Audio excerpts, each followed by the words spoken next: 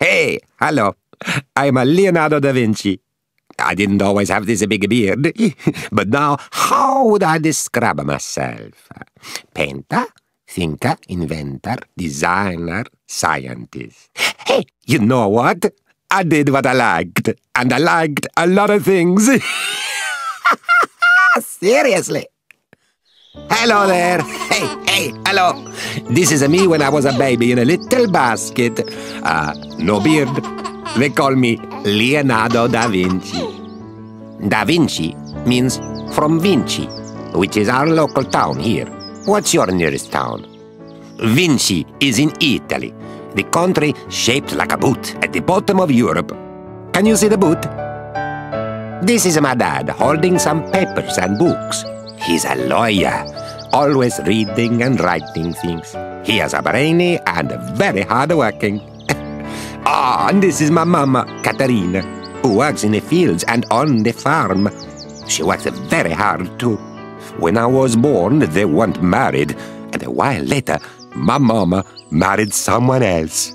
So, I went to live with my uncle. Oh, look! The teacher won't let me join his class. Oh, get out of here, Leonardo. Do you know why? When I was alive, people thought about things differently from the way they do today. For example, if your mama and dada weren't married to each other, you weren't allowed to go to school. Imagine that! Well, I decided to teach myself how to read and write in my own way. And you know, I'm rather glad, because I found that I could learn a lot by myself.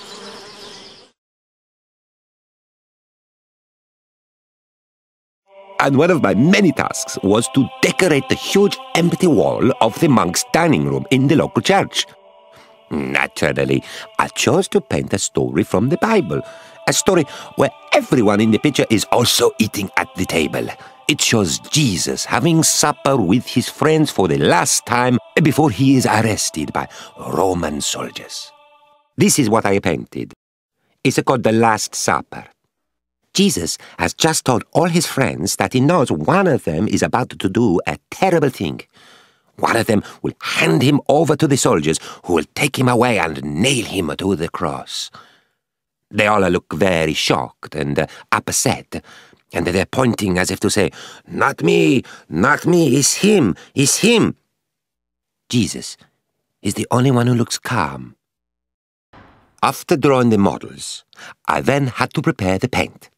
Back then, painting wasn't as easy as it is now. I bet you just squeeze paint straight from the tube. You do, don't you? First, you have to make the colors. For this, you use colorful rocks and stones. You smash them up into a powder. Then, you mix the powder with something to make it run. Water is no good. You need something thick and sticky. So, we used egg yolk. Then, you add a bit of oil. The sort of oil that you can squeeze out of a plant called linseed. That helps you to make the mixture into a smooth paste.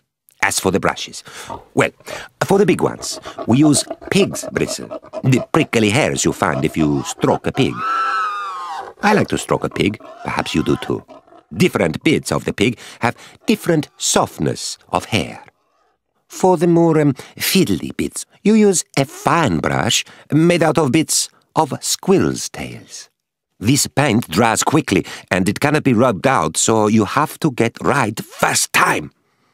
And you can only do one little part at a time.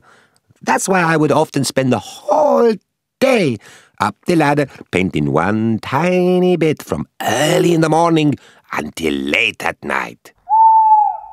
No wonder the Last Supper took 3 years.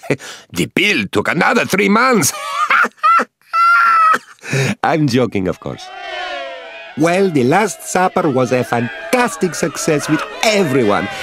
But what I didn't realize is that my new way of making paint didn't stick to the wall very good. Soon afterwards, the paint cracked and peeled off, and bits of the painting fell on the floor. What a shame.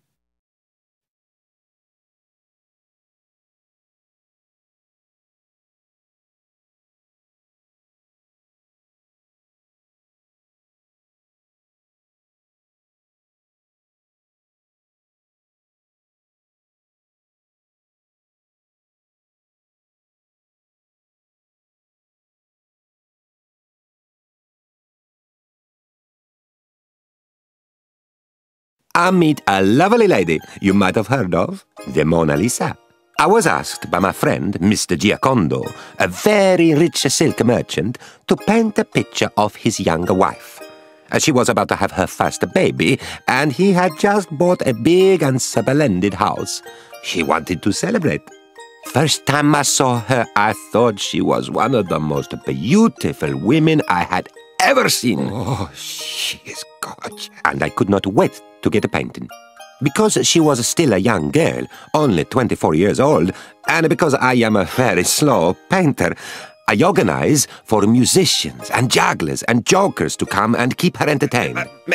Maybe that is why she is smiling. She was enjoying herself. This is her, my beautiful Mona Lisa. You don't quite know what she's thinking, do you? That's why people call her mysterious. Do you know, I never gave this picture to her husband. I kept the Mona Lisa all for myself and took her wherever I went.